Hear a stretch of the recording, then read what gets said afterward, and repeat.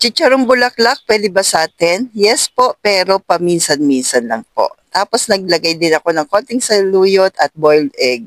Sibuyas at kamatis po, nagpakulo ako. Nilagyan ko ng asin at paminta para sa aking konting saluyot po. Then pagkakulo, nilagay ko na po yung saluyot at alokbati. Hindi po ito essential, hindi lang talaga ako sanay na walang gulay. So, ito na po yung ating chicharong bulaklak. Actually po, kaya ko sinabi paminsan-minsan, yan, after hugasan ay inanuhan pa rin natin ng asin para doble po ang linis.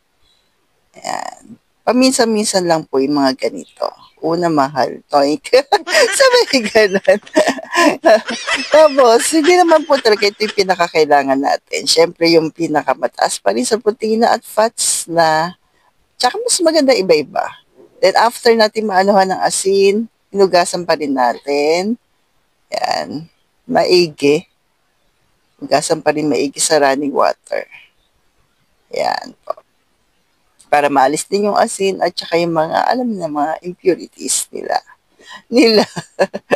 Tapos po, yan, pressure cooker po natin. Mga 20 minutes lang po pagkakulo, pag nag-whistle na. 20 to 25 minutes, depende po sa gaano karami. And then, ito na po ang ating pork lard ng grindahan. Pag ganito kasi mga pang-crispyhan, yan ang ginagamit ko.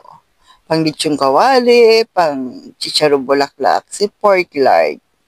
Mas maganda pa rin kasi yung sariling mantika po ng pork. 'Di ba? At pwede yan sa atin, mga naglo-low carb. Available po yan sa grindahan. Actually, pagkakulo po, nilagay ko muna sa rep ng mga 2 hours. Then, ayan yung unang prito. Huwag niyo pong piprito kagad Pahingayin niyo muna pagkakulo. Ayan po. First fry. Ayan.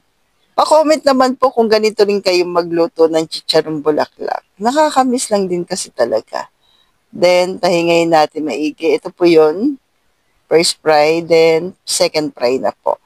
So, yan po yung aking low carb meal kahapon, kasama yung boiled egg. Then, sa gabi naman po, ay iba naman din uli. Ayan. So, try mo na po ka low carbs paminsan-minsan. Stay healthy, stay low carb.